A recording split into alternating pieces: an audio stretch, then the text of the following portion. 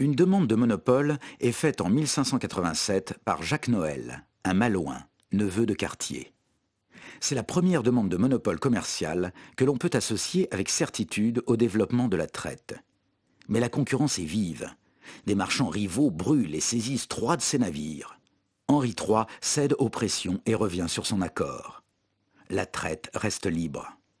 En 1598, Henri IV nomme un protégé de Catherine de Médicis, le marquis Mesgouet de la Roche, lieutenant général des pays de Canada, Terre-Neuve, Labrador et Norumbègue. Il lui accorde le monopole des fourrures. La Roche établit une colonie sur l'île de Sable, au large de la Nouvelle-Écosse. Henri IV partage le monopole du sieur de la Roche avec un autre marchand, Pierre Chauvin. Celui-ci obtient l'exclusivité de la traite aux pays de Canada, côtes de l'Acadie et autres de la Nouvelle-France, s'engageant à habiter le pays et bâtir forteresse.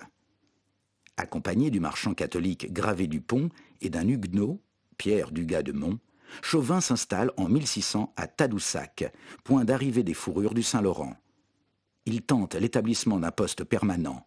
Jaloux, des armateurs de Rouen mettront un terme à son monopole.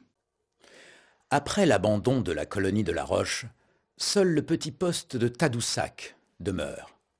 Bien qu'abandonné la plus grande partie de l'année, il constitue toute l'infrastructure coloniale française en Amérique du Nord, en cette année 1603.